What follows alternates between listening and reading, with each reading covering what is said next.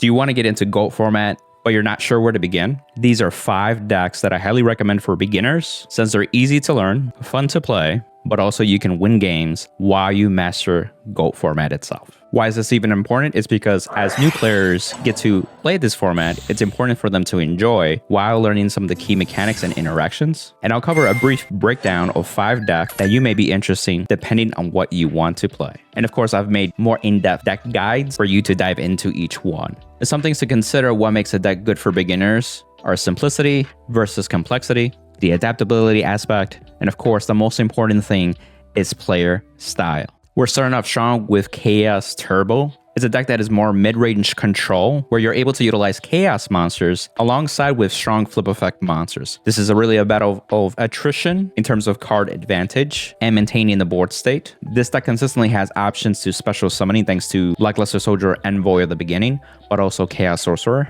which can help you close out games. If you like drawing cards and control of the temple, this might be the deck you want to consider. And of course, each deck has its own challenges, and one of those is that it does require some effort to learning the sequencing of certain cards like flip effects and being able to maximize the value that you can get from them. And also, it is the deck that's most tacked or even cited against in this metagame. Chaos Turbo has seen the most results, so obviously other decks, they want to be the most represented deck in the metagame essentially. Going into GOAT control, this is much more of a traditional control using cards like Scapegoat, Metamorphosis, and Thousand Eyes Restrict. Thanks to these cards, you're able to keep the temple, keeping your life points safe, but also being able to get rid of problem cards and take them for yourself. If you like the type of game state that's more like card attrition overall, and also a lot of back and forth interactions, this deck is really for you. And also it's really teaches the core mechanics of GOAT format overall, because you're going to have to deal with more interactions, things such as priority, chaining cards at the correct timing. And it also feels like the old school Yu-Gi-Oh! That most people are familiar with if they haven't touched the game in a couple years, if not 15 plus years.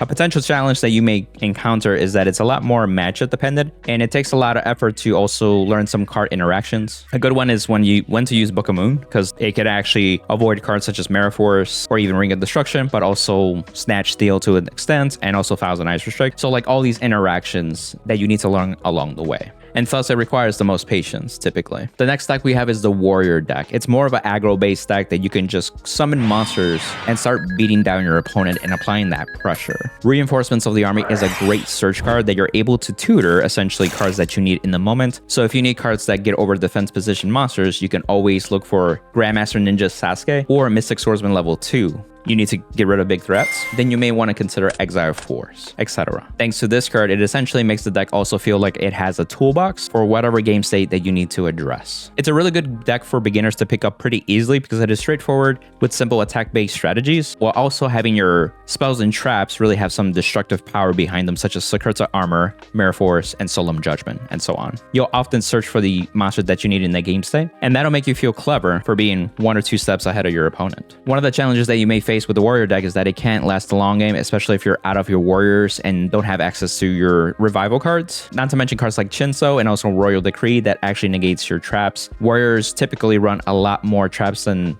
the other decks compared to. The next deck is Panda Burn, and so this is an alternate win condition type of deck. Essentially, you want to reduce your opponent's life points to 0, but usually it's by burn effects and also piercing damage. This deck also has the capability of stalling out games too, with cards such as Level Limit Area B and also Gravity Bind. One of the things that you may want to consider this deck is because it doesn't have to rely so much on the complex interactions that other decks like GOAT Control has, and you're just morely focused on maximizing the life point damage that you can get with your cards. One of the challenges with this deck though is that it does require knowing when to activate your traps and also doing piercing damage to maximize the life points you can, so that way you can close games out and win. Matchup practice is highly recommended for this deck too, so that way you get a feel for it, when to use your trap cards and maximize their potential. Number 5, this one's a fun one, Reasoning Gate Turbo. This is a more OTK combo based deck that uses Reasoning and Monster Gate to special summon powerful monsters from your deck. Again, it's more focused on the OTK play that you want to close out the game right then and there, and it plays cards like Giant Trunade, Heavy Storm, and then of course Lightning Vortex as well to make that much more easier to happen. This is good for beginners too that are looking for high reward, high risk